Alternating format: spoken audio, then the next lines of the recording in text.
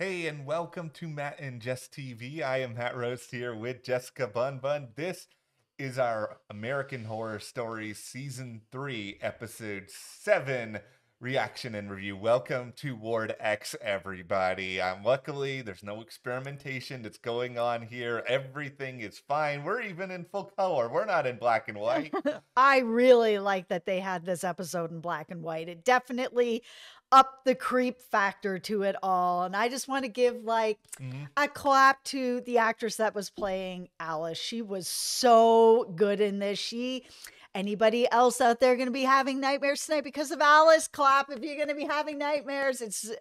She really creeped me out. What an awesome job. This, I think, is the ultimate good and bad episode of Yes. American Horror Stories, where I think it's the stuff that they did really great. They did really great, but then they had everything else that was just sort of like a hot mess. This is basically the equivalent of a basketball team that's really good. They score 120 points a game, but the problem is their defense consists of them lying asleep, and the other team scores 140 points and they lose.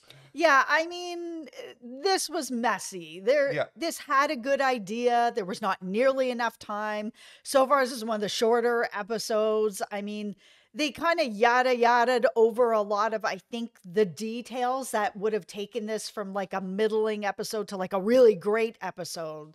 Like, oh, how are they curing cancer? Like, what is it they're actually doing? It was way too short. They tried to pack in Mhm. way too much for just a short amount of time. It really could have worked over a longer season or even over a couple episodes, or even if they extended this to an hour, I think they would have been able to get more bang for their buck out of this episode. Yeah, for sure. I mean, for now, I will at least give you guys a golf clap for trying to be ambitious so far this season. I Yeah. think there's a lot of big ideas you're exploring with. Nothing feels like completely, entirely dumb so far this season. We'll Mhm. see where things go from there because, as Jess and I have said, we are in the midst of an all day American Horror Stories marathon here Yeah. on YouTube. We're watching all of these episodes, we're having reviews of them. So hit that subscribe button so you guys don't miss any of our other reviews. And also, we are covering Grotesquerie just in case you haven't gotten your full Ryan Murphy fix today. We don't want you to miss that either. Also, join our Patreon. We are covering the Penguin exclusively over Mhm. there. It is the only place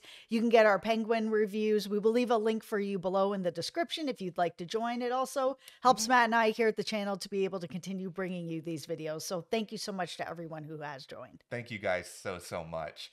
I'll start by just saying this. This was probably, and maybe expectations are my own worst enemy here. This was the episode I was the most excited about going Mm. into it. And I think a lot of it is down to just one reason, and that is National Treasure Henry Winkler, who I was really excited to see the moment it was rumored, I don't know, months ago that he was going to be on this show. My initial thought was, okay, he's got to be playing a bad guy because the Fonz, he would only be interested in doing this if he was playing something that was the total opposite of what we think of with Henry Winkler. Absolutely, and he delivered. I mean, Yeah. he is a treasure, and it was nice to see him in another role where he is not being a treasure. He is being this evil Dr. Eric who Yeah. is curing cancer. We don't know how. We don't know what's going on in this lab, why people are having these side effects that they are. Like I said, the science of everything that was going on was just kind of yada yada through. Mhm. But he thinks that, to hurt a few to help the many is where he is with this whole thing. And there's clearly a theme going on this season of people who think that they are so powerful that they are, in a way, untouchable, or Mhm. their work is the most important thing they have. Yep. That was there in Backrooms, that was there with David and Clone, if you Yep. guys haven't seen those yet. But this episode really cemented it because we've all kind of heard this preconceived notion of, oh, it's the doctor. He's lording over the hospital. He's doing everything. The nurses are under his spell. But this one cranked it up to 11 to the point where Dr. Eric has a secret ward in this hospital that only a select number of people are working in. They may not all like it, but they're going along with it for the greater good. I really needed to see how the patients came in And because we only really saw how they came out, that Yeah. it's like, I needed to see what the procedures were that were putting them into this state that looks like they've died, like they're walking death. I'm a former funeral director, and the way that Alice sort of had like a rigor mortis in her hands, which is something that alive people cannot have. It's something that happens after death, or Mhm. her mouth open the way that is something that I've seen after death, and you don't really see a lot, while people are alive. I'm not saying you don't ever, but she looked like she was the living dead. They could have done a lot more with that. They could have even added just another 5 minutes. This was a very short episode Yeah. to give a little bit more background onto what exactly is going on, how these people are transforming. I mean, you praise the actress playing Alice. I will also praise the effects team, whoever sort of Yes. designed Alice, because I think this is something that all horror needs in some shape or form, which is just a iconic character you can put on a poster, you can put somewhere, and everyone will immediately sort of associate it with your product. And Alice was very, very memorable. The mouth, the pose. It's the mouth. Yeah. Like, for me, a really good horror, when it sort of has people involved, if you have like a exaggerated smile or a huge open mouth, I mean, that'll give me nightmares for years. Yeah. I'll see you in my nightmares tonight, Alice. Yay! And no, they really created an image there that was striking, really to the point Yeah. where when we first see Alice early on in this episode, we kind of get the sense of, okay, this is what we're getting into. And I was very excited about that because the first couple of episodes in this batch day on Hulu are not particularly traditional horror, but Right. the moment you see somebody like Alice, you may not understand like the full backstory and everything that's going on here, but you immediately are hit with it. Okay, they're actually trying to scare us here. I'm in, I'm excited, I'm gonna see where this goes. And I love that the person who was scaring us turned out to be somebody who was trying to help. And she Yeah. was trying to help the other patients that were stuck in Ward X and trying to get somebody to pay attention, that she was able to escape. She was able to sort of grab Claire in a way that Claire Yeah. started asking questions and started digging deeper to be able to kind of figure out some of what's been going on.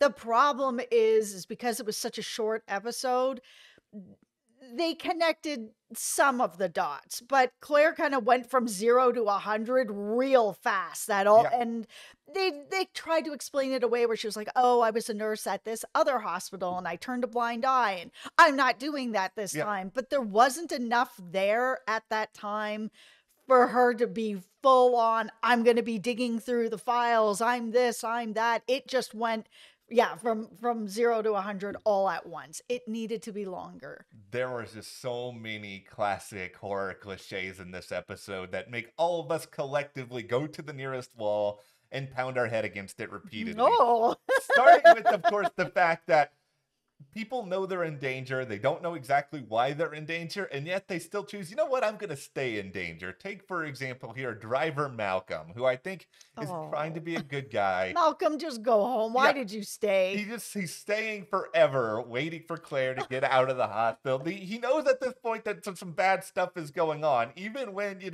we see somebody jump off the building, he's still there. He still hasn't left. I know. Listen, if there was a bit there that I actually thought Malcolm might have been in on it when we had Dr. Eric be like, "Hey, Malcolm, why don't you take Claire home? Like, let's get her out of here," sort of thing. He's like, "Sure, no problem."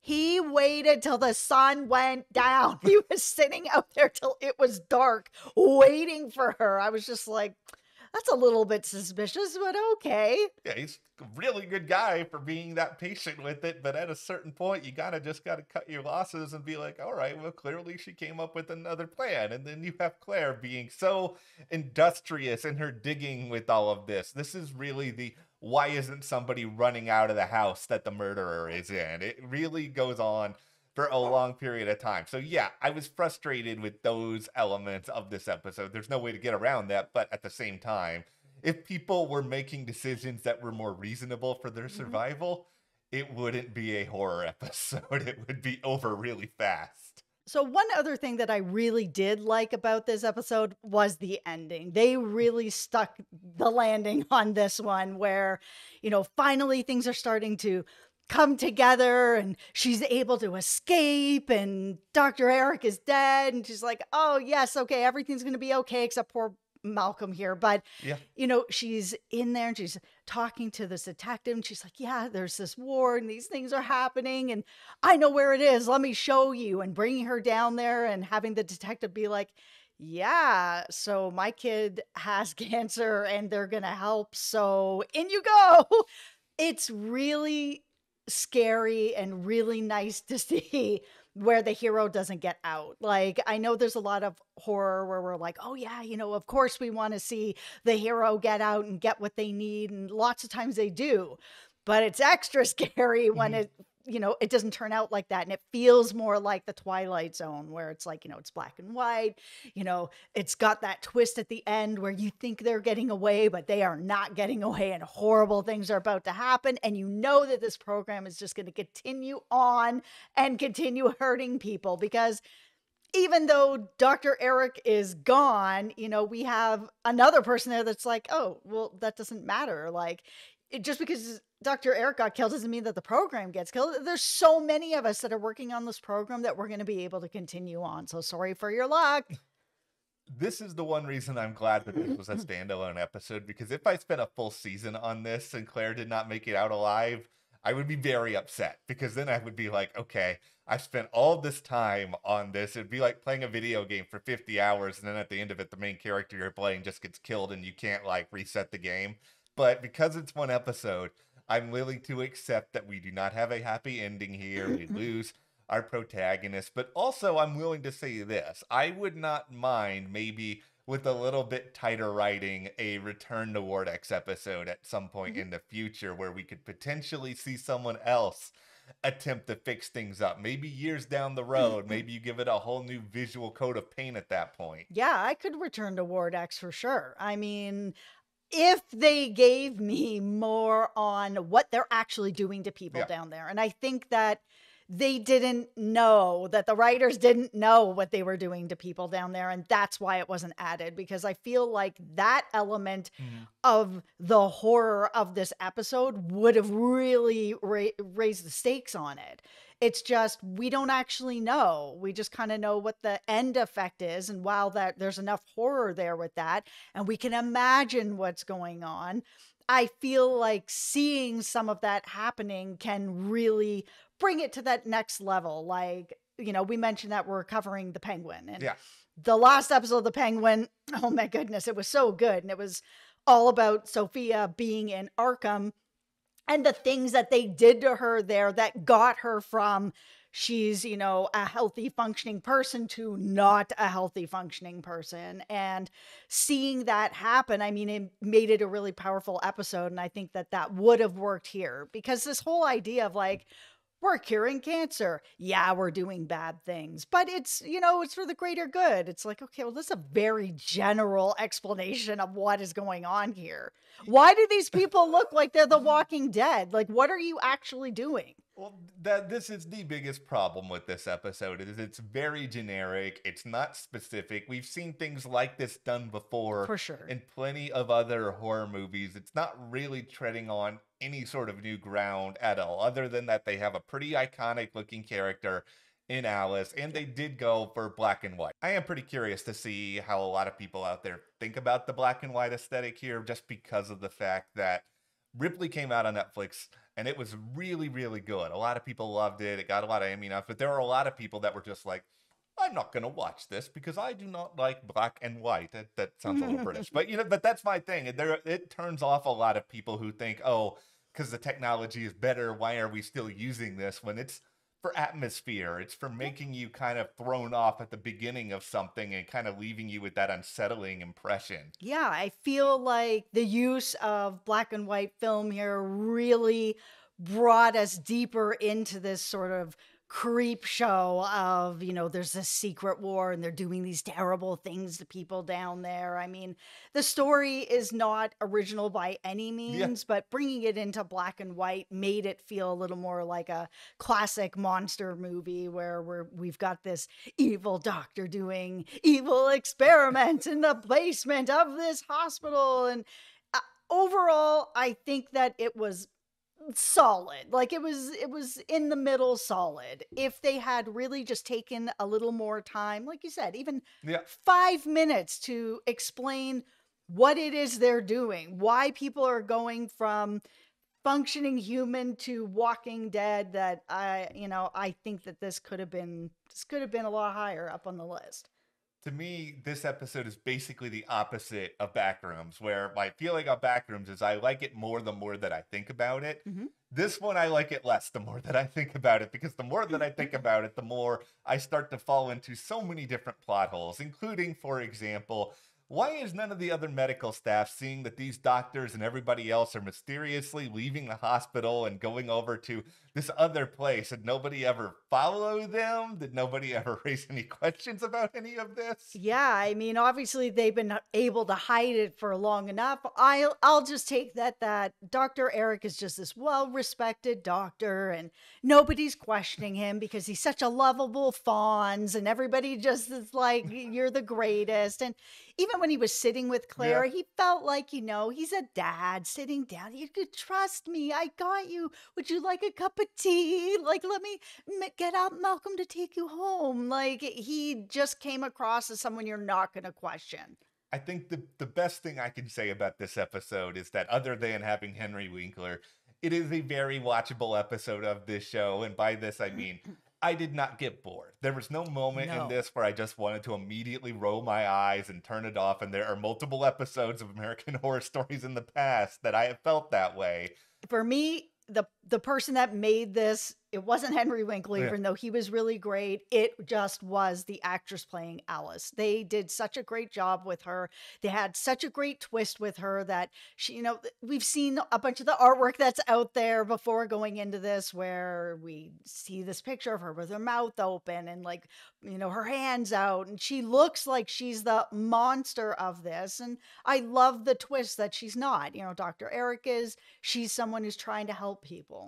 Well, that's where we are with X, which I keep just wanting to call this episode Ward X, by the way, but that's where we are with season 3. Yeah, they just didn't want to give it away. Yeah, and I understand that. Well, before we wrap this up, be sure to hit that subscribe button, because we are in the midst of our American Horror Stories marathon here today, but also Grotesquerie. You don't want to miss that show either. It's been really fun to talk about. Yeah.